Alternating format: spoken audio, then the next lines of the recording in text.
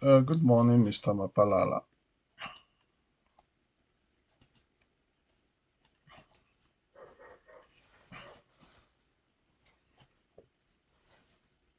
Good morning, Petros.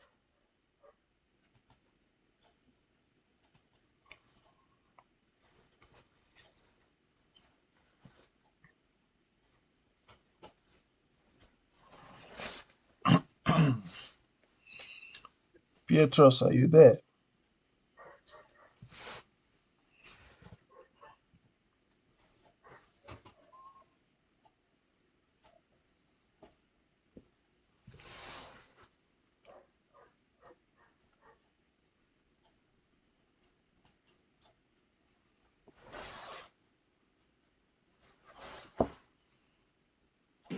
Hello, Mr. Okai. Good Good morning, morning. Mr. Mapalala. How are you? I'm struggling a little bit. I'm good. And how are you? I'm very well, thank you. Great. Yeah. Long time no see. Yes. We have all Are been, you doing? but I'm doing great. Ah, And that's it's perfect. getting cold this side. Yeah. This side as well. This Mm, side as well. But it's the consequences of the late rain.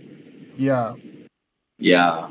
And it's still showing that it might rain again this month. We had rain here 2 days ago. Yeah, on Saturday Saturday, yeah, Yeah, we had 3 days ago. drizzle showers a little bit. Yeah. Yeah, Okay. Today we're not going to be long, and I'm not expecting anyone else. But just to update, yeah. the patient monitor, it has still not arrived. So I followed up with a call yesterday, and they are still expecting the company delivering the equipment is still expecting it. And the indication is that hopefully this week, before the end of this week, it should arrive. I have Okay, emphasized the importance for us to have that equipment because we really need it for practical demonstration and also to demonstrate how the testing equipment, the ProSim 8, works on the patient monitor. So they promise they're going to do their best. So let's see um, what they do in terms of making it ready on time. Well, we can't talk of on time now because it's late already, way, way late. Yeah. But hopefully okay. you There's guys no still problem. have access, so it's not a problem. Whenever the Yeah, equipment comes, we will arrange, do the demonstration, have it recorded and uploaded, and then I'll let you guys know that it's ready. okay, no problem. And I think there are one or two materials in the theory side I need to follow up as well with the facilitators. ECG Okay, and also the one on the ventilator. And then I think that there are also some practicals that I'm still expecting them to prepare. The one on the ventilator has not been completed yet because we also need to use the testing equipment, the Fluke airflow meter on the ventilator on the practical side. So I need to follow up with the facilitator concerned and make sure that he gets to work on that as soon as possible. And if there's any new material uploaded, as usual, I'll let you guys know. perfect. Yeah. Okay, on the 3D two 3D videos, the last two Yes, yes, 3D yes, videos, I couldn't get access on that, but I assume I've seen those videos. When they start, there is a BBW ad that yes. plays, and then the video. I've only seen that, and then I said, okay, I'll watch them later. But now I lost them. I don't know where are they. Is it Okay, possible to send a link of those two? let me Because show you. the last contents that I see on my site, I don't know if I'm searching on the wrong site. I'm going It's to show the you where they are. electrosurgery and the diathermy equipment. and the survey. That's the last two contents that I see. And there is the email that I received with two with two um, with two contents. But when I open those contents, they redirect me. I have a visit, just an interruption, minor interruption. I have a visitor here, Mr. Okay. I will pause. How are you? I am good, and you? I'm trying to, just a minute, let me open, because I'm in a different page. I can't see your face. Let me just go there and see. Oh yeah, okay. I can see someone around the corner. Fancy lady. Fancy Baratang model. How are you? How are you? I'm good, thank you. It's been a long time. She can't hear. Oh, sorry. So, how are you, Mr. Okai? So you're the one that's been distracting Pietros over there. It's only today. It's only for now. I wanted to say hi. How are you, sir? No, I'm fine, thanks. It's good to see you.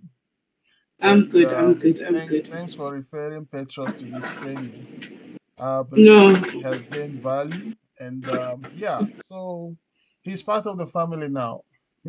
He's always been. Yeah. And how long have you been working there? It's almost 4 years now. Wow. Yeah, you've been there for a while. If it was a degree But he's been here longer. Okay. I think it's the 7th year here. 2015. Wow. That's interesting. Yes. He started with the company, I think. Wonderful. Wonderful. Good to see that you're doing well. Yeah, thank you so much. Let me not interrupt further. No problem.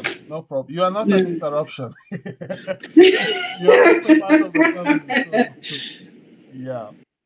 Okay. So thanks. All right. Thank you so much, Mr. Okay. Sure, all right.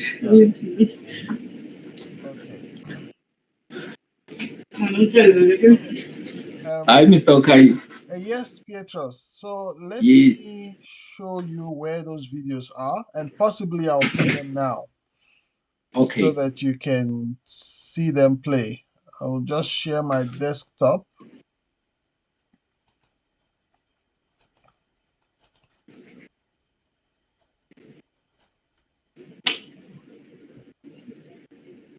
Okay, I'm sharing my desktop. So this is what you will see as a participant. If you go to content. Yes.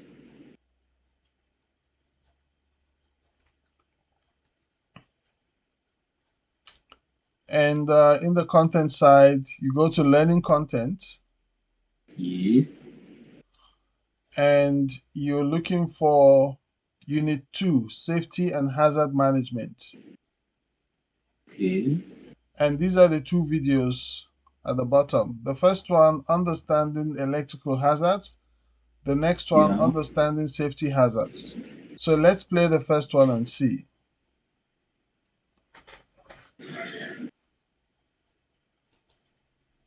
I was at Unit 14. Oh, okay. No, I was looking at Unit 14, assuming it's the recent. Yeah, the same day you sent them, I saw this. Understanding electrical hazards. Yes. The improper use of a device as a result of inadequate training and lack of experience has led to 10,000 medical device-related patient injuries each year. In this video, we cover the possible electrical hazards, how they can affect the human body, as well as how they can be prevented. First, let's take a look at the physiological effects of electricity. The least harmful effect is the threshold of perception, where the current is just large enough to excite nerve endings in the skin and cause a tingling sensation. Let-go current has a minimum threshold of 6 mA and results in the vigorous stimulation of nerves and muscles with eventual pain and fatigue. Respiratory paralysis pain, and fatigue is experienced at currents of 18 mA to 20 mA. The effects are involuntary contraction of respiratory muscles, severe enough to bring about asphyxiation if the current is not interrupted. From 75 to 400 mA, ventricular fibrillation occurs. Rapid, disorganized cardiac rhythm results, and heart rate can rise to 300 beats per minute. Sustained myocardial contraction occurs between 1 and 6 ampere. This causes reversible contraction of the entire heart muscle, but causes no irreversible damage when briefly applied. And finally, voltages above 240 volts cause burns and physical injuries. There are two types of shock hazards, macroshock and microshock. Macroshock occurs when an externally applied current passes through the body via contact with the skin. Blood, urine, intravenous solutions, and even baby formulas can conduct enough electricity to cause temporary short circuit if accidentally spilled into normally safe equipment. This is especially hazardous in equipment designed with metal chassis and cabinets that patients and staff may touch. If the equipment is ungrounded, the shorted components between the hot power lead and chassis result in 220 volt potential between the chassis and the grounded object. Consequently, touching the chassis and any grounded object simultaneously results in a macroshock. The second type of shock hazard is microshock. Damage from this is due to an electrical current being delivered directly to the heart, for example, through an intracardiac catheter. Sources of microshock hazards are leakage currents. Most important source of leakage current is that which flows from all conductors in the electric device to the lead wires connected either to the chassis or to the patient. If a low resistance ground wire is available, leakage current flowing to the chassis flows safely to ground. Conductive surfaces. Small potentials between any two conductive surfaces near the patient can cause microshock if contact with the heart by one surface and any other part of the body by another surface is made at the same time. Conductive parts to the heart. Some clinical devices connected to a patient increases the chances of microshock.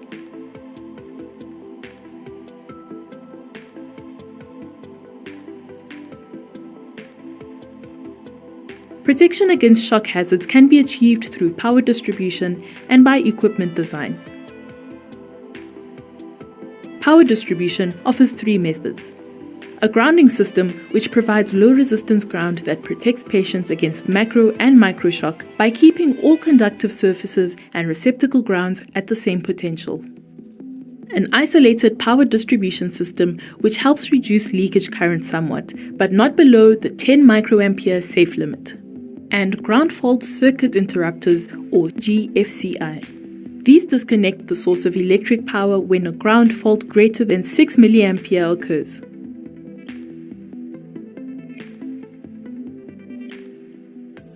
Protection by equipment design entails the following: reliable grounding for equipment, reduction of leakage current in chassis of equipment and in patient leads, double insulated equipment,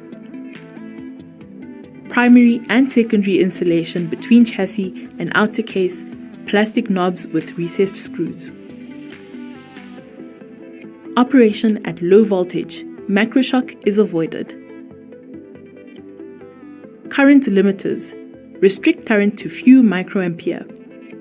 Electrical isolation, use of isolation amplifiers, etc. Isolated heart connections, to isolate, eliminate, or insulate electric connections to the heart, for example in external heart pacemakers. Testing the electrical system for faults is a sure way to minimize shock hazards. The following are tests that are commonly performed. Test of receptacle where proper wiring, adequate line voltage, low ground resistance of 0.2 ohms, and mechanical tension are tested. Tests of the grounding system in patient care areas. Tests of isolated power system, and use of an electrical safety analyzer to test the equipment for proper grounding and harmful leakage currents. Although the physiological effects of electricity range from tingling sensations to electromechanical burns and tissue damage, it's important to keep the patient and other individuals safe from electrical shock hazards. Thank you for watching. Stay safe. So that's the first video. Yeah. The next one is shorter. Oh, okay, Okay. this is almost 6.5 minutes. Okay, the other one is about 8 minutes or so. Let's quickly go to it.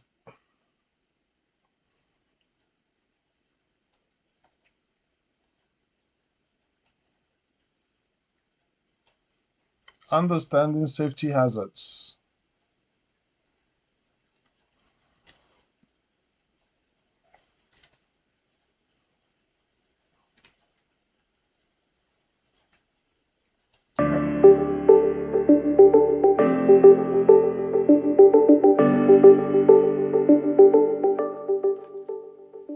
Understanding safety hazards. Knowing how to do the job is important. Understanding what safety measures to take to prevent incidents and accidents is just as important. In this video, we cover the safety requirements and information needed to safely carry out your tasks.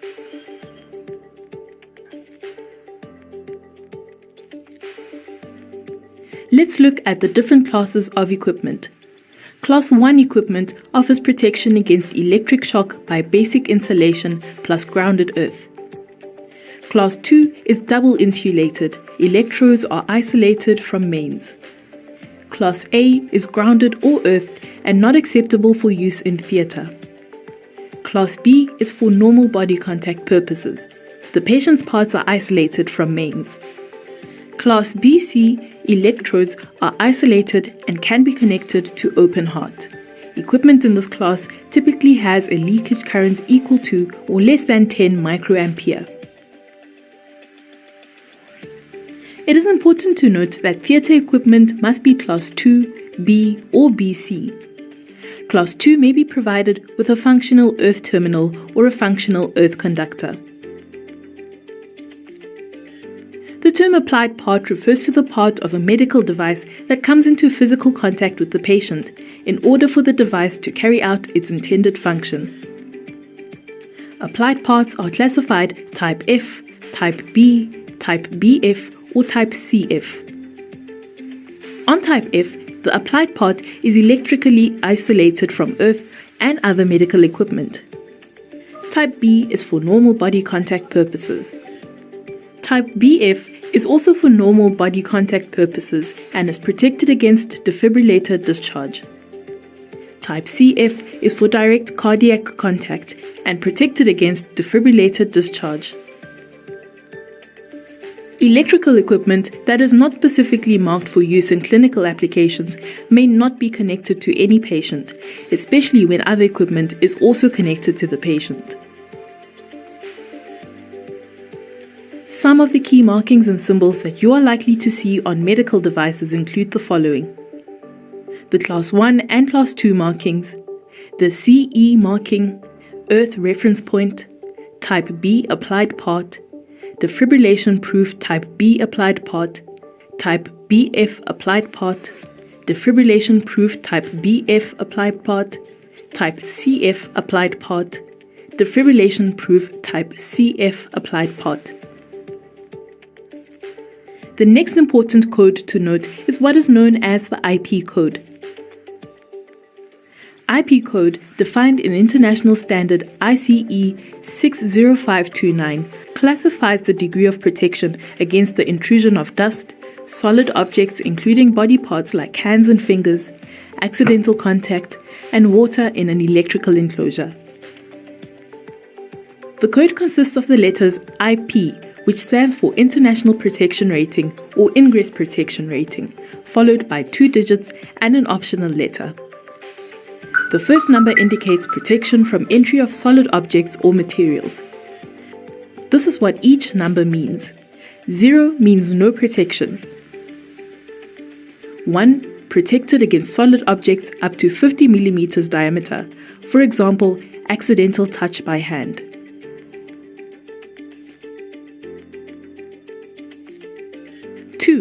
protected against solid objects up to 12 millimeters, for example, fingers.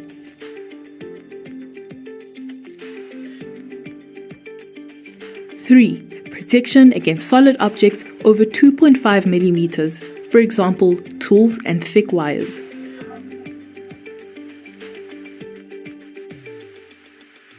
4. Protection against solid objects over 1 millimeter, for example, most wires, tools, screws, etc.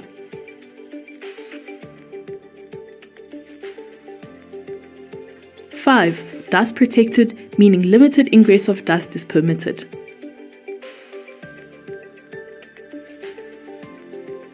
And 6. Dust proof, meaning no ingress of dust.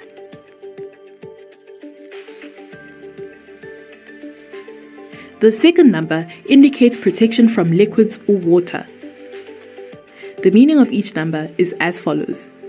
0 means no protection. 1 means the equipment is protected against vertically falling drops of water. 2. Protected against water falling vertically at a 15-degree angle from normal position.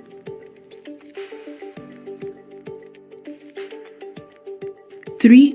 Protected against direct spray of water falling at 60 degrees.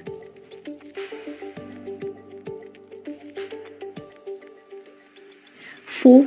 Protected against splashing water from any direction.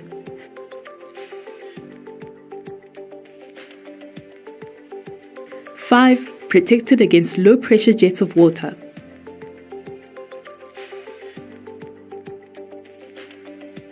6. Protected against strong jets of water.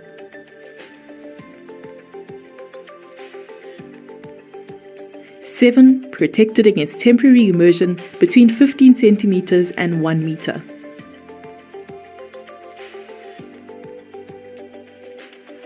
And 8. Protected against continuous immersion, waterproof beyond 1 meter.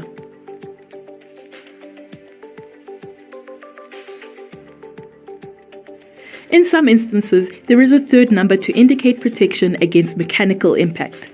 This, however, is not part of ICE 60529 and is commonly omitted. Let's look at IP32 as an example. IP, as you know, stands for International Protection. 3 indicates protection against solid objects over 2.5 millimeters. For example, tools and thick wires. And the number 2 indicates protection against vertically falling drops of water when the enclosure is tilted up to 15 degrees from its normal position. The in-service test requirements are threefold. Acceptance test is carried out prior to a new medical device being authorized for use. Routine testing is conducted at fixed time intervals. After service and repair testing carried out following a repair or product upgrade. As per regulation IEC 601 and SABS 0104, the following measures must be taken. Every patient in a ward must be supplied by one phase only, no mixing of phases. No cross connection between beds. The leakage current must be at a maximum of 20 mA. Never change a fuse when the power is on. Every equipment must specify the following on the panel: voltage, frequency, power, IP rating, class type, temperature rating or range, serial number, installation, manufacturer, name of equipment, etc. To protect yourself and others, be familiar with the markings, symbols, and procedures.